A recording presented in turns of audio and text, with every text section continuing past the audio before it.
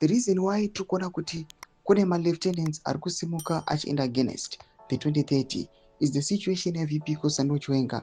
Panguva ino kuri kuonekwa kunzi VP Kosano Chiwenga he sacrificed everything kuti aite kuti President Masodamza Mnangagwa aiwa varitene back, valide the country new dispensation, vabvise ma-corrupt individuals angari surrounding Robert Gabriel Mugabe. But panguva ino kuchionekwa kunzi ma-generals who took part in the 2017 coup wachina VP Kosano Chiwenga, they received severe attacks. Vamwe vakarasikirwa neupenyu, vamwe vakafaiwa, vamwe varetaiwa. Not but subscribe or like on the bell icon. Chikora zvakananda nokudai musara nasanyura chiti betrayal of the highest order.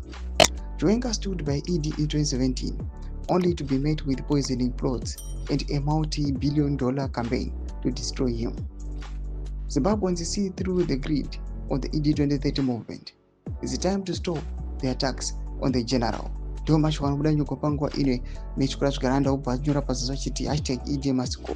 Ari kuti ma citizens must stand by VP Kosano Chiwenga anoonekwa kunzi in 2017 panguva ino kunoonekwa kunzi VP Kosano Chiwenga zvaari kuita ndozvaangoita muna 2017. Akamira neconstitution semunhu akanga ari mukuru wemauto akauya akadefenda the constitution. Aiwa, akamirira mauto. And panguva ino VP Kosano Chiwenga vice president ari kuya achizama kudefenda the ideals of the liberation, kudefenda the constitution, kuya panguva ino achimira nechizvarwa chenyika yeZimbabwe. Panguva ino tikuona kuti this chikwata zvigananda hendo iri kuya ichiya ichisapota ichiti let us stand by VP Kosano Chiwenga. People who are attacking him, may you stop what you are doing. Noda kuti VP Kosano Chiwenga zvaari kuita zvine chimuko, aiwa zvine an advantage kune chizvarwa chenyika yeZimbabwe.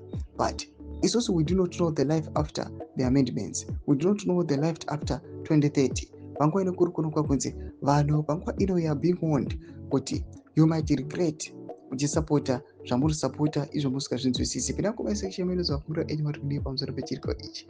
Subscribe or like, cheta